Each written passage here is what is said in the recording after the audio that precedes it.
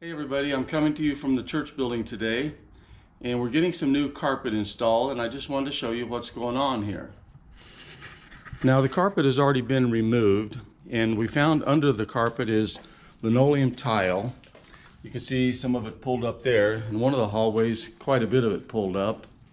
I guess when the building was built, these hallways had this tile in it first of all, and then at some point they were carpeted over. So after discussing with the carpet installers, we decided it was going to be best to get all this old tile off of here so we'd have a better foundation to put the carpet on.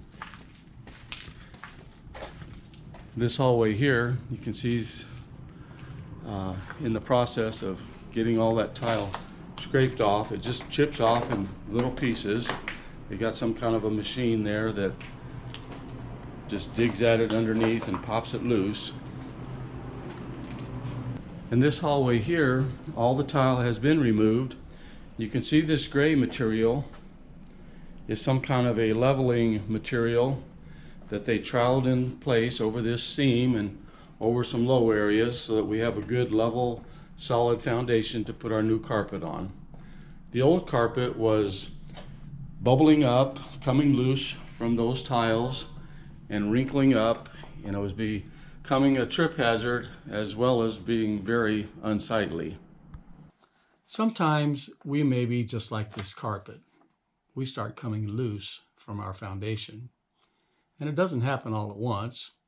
This carpet didn't all of a sudden have all these bubbles and wrinkles in it. It got one over there and then one over there, and before long, the bubbles and the wrinkles were scattered throughout the whole carpet. And something needed to be done about it. A change needed to be made. It's kind of how it is with us. We may participate in some activity that we know we shouldn't, but we say, oh, it was just a one-time thing, until it happens again, and then a third time, and if we're not careful, before long, it's become a regular occurrence. We may be sick one Sunday morning and stay home from church service, and we see that, boy, it was kind of nice sleeping in today, and I didn't have to get up and get ready and go out into the weather and drive over to church. And then next Sunday, we say, well, maybe I shouldn't go this week either, because what if I'm contagious? I sure wouldn't want to get the folks at church sick, even though we're feeling just fine. So we stay home again. And then before long, we're finding all kinds of reasons or excuses why we don't need to be at church with our brothers and sisters in Christ on a Sunday morning. And if we don't make a conscious effort to change and to live for God, we'll find ourselves tempted to do all kinds of things that lead us away from Him. The devil is at work in this world to do just that. And at first, we may not recognize that it's happening to us.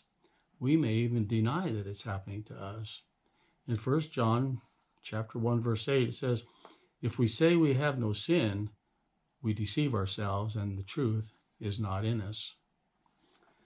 And the first step to correct it is to recognize it. Now, it was obvious that there was a problem with the carpet, and maybe it's become obvious to you that there's something in your life that you need to change. I know it happens to me from time to time. I start focusing on my needs and what I want and maybe get a little selfish, thinking that I'm the only one in this world, and I need to step back and kind of reanalyze my thinking and make some adjustments. Some issues we deal with are a lot more serious than others, but all of them need our attention and effort if we want to change them. In Philippians 3, verse 8, the Apostle Paul said, I have suffered the loss of all things and count them as rubbish, that I may gain Christ. After we recognize the need for change, we have to get rid of that rubbish, as Paul calls it, or that which hinders us. It's kind of like pulling up this carpet and throwing it out. We have to make some choices about what's important. If we're hanging around with people that tend to lead us in the wrong direction, maybe we need to quit hanging around with those people. If we, in our workplace, are required to do things that compromise our values, maybe it's time to start looking for a new place to work. We may need to cut back on our spending if our spending is out of control and debt is piling up and we may not be able to pay for it. Maybe it's our attitude, our me first outlook on life that needs to change. Philippians 2:3-4 says, "Let nothing be done through selfish ambition or conceit, but in lowliness of mind let each esteem others better than himself. Let each of you look out not only for his own interests, but for the interests of others." We need to get back to the solid foundation that we find in Jesus Christ. In Matthew 7:24, Jesus said, "Therefore, whoever hears these sayings of mine and does them, I will liken him to a wise man who built his house on the rock," the only foundation that will stand against everything that the devil can throw at it.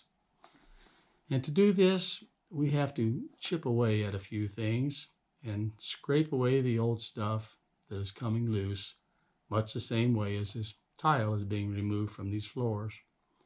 It may be painful, it may be difficult, and probably going to be a little messy, but it's necessary if we want to be renewed and get back to where we belong. If there's some things in your life that you need to change, I hope you'll commit to making that change. One step at a time, staying on course and seeing it through until you're back on solid ground and attached to the foundation where you belong. Thanks for watching, and may God bless you this day. If you would like more information, or if you'd like to participate in our Bible studies and worship services, we would love to have you come join us at the Northeast Church of Christ in Albuquerque, New Mexico.